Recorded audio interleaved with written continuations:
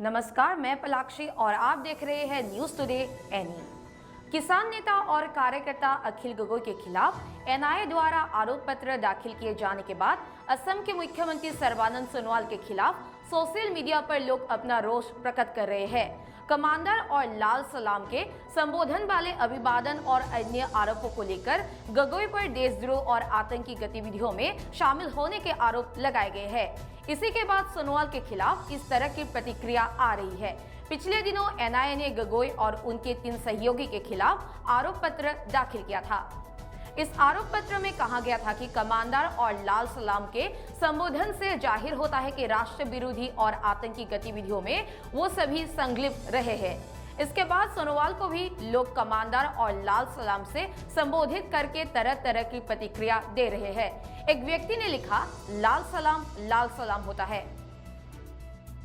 असम के तिनसुकिया जिले में ऑल इंडिया लिमिटेड के कुएं में प्राकृतिक गैस के रिसाव से मंगलवार को भीषण आग लग गई। अधिकारियों ने बताया कि सिंगापुर की आपातकालीन प्रबंधन फर्म की एक विशेषज्ञ टीम रिसाव पर काबू पाने की कोशिश कर रही है। तिनसुकिया में अधिकारियों ने कहा कि मंगलवार दोपहर आग की बड़ी लपेट शुरू हुई थी, जो कि आसपास के इलाकों में फैल सकती है। अधिकारियों ने कहा कि असम के मुख्यमंत्री सर्बानंद सोनोवाल ने मंगलवार को रक्षा मंत्री राजनाथ सिंह से बात की ताकि भारतीय वायुसेना की मदद से धधकती आग को रोका जा सके। सोनोवाल ने गैस रिसाव शुरू होने के बाद केंद्रीय पेट्रोलियम मंत्री धर्मेंद्र प्रधान से भी बात की थी। गैस रिसाव 27 मई को शुरू होने के बाद क्षेत्र में तैनात किए गए राष्ट्रीय आपदा प्रतिक्रिया बल भी आग पर काबू पाने के लिए भरसक प्रयास कर रहा है। वहीं असम के शीर्ष अधिकारी भी स्थिति की समीक्षा कर रहे हैं।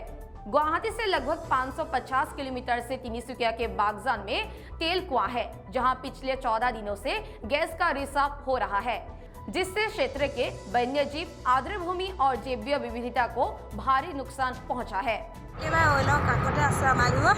जलि सब हेक हो गए एक ना चाय हो गए एक उलियाब नापालो घर भर तरह मानुबूर दौड़ाई पलालो आज एक ना गरु छागली हाँ कुकुरा कल गल एक नाजानो मरिले जदिव नाजानो कि हल एक नाजानो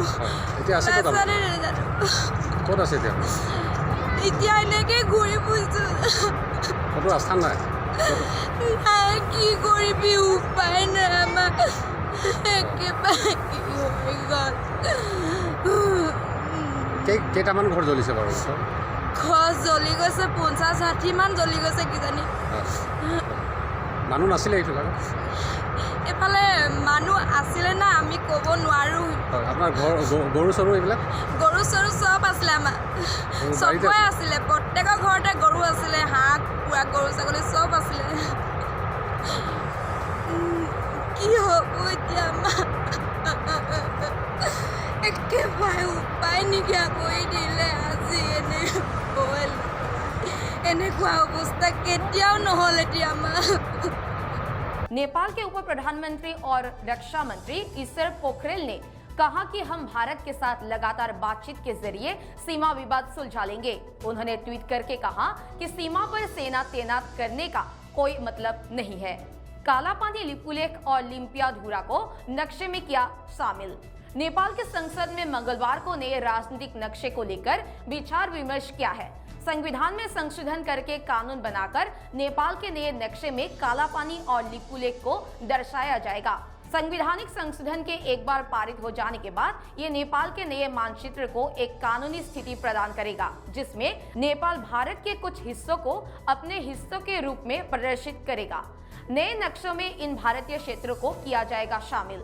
21 मई को कानून, न्याय और संसदीय मामलों के मंत्री शिवमाया तुम्बा हम्फे ने प्रतिनिधि सभा में एक नए संशोधन प्रस्ताव पेश किया, जिसमें राजनीतिक मानचित्र नक्शे में कालापानी, लिपुलेख और लिम्पियाधुरा को नेपाली सीमाओं के भीतर दर्शाया गया है। सरकार ने 22 मई को संसद में विधेयक को रजिस्टर कर लिया था। इसके बाद संविधान की अनुसूची 3 में संशोधन करने की मांग की गई थी।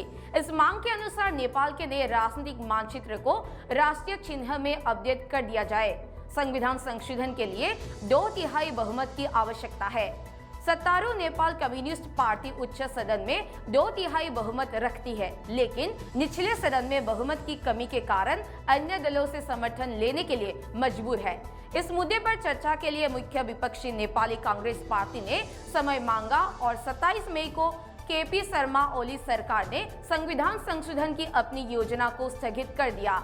आज के लिए बस इतना ही। देश और दुनिया की खबरों के लिए बने रहिए न्यूज़ टुडे एनी।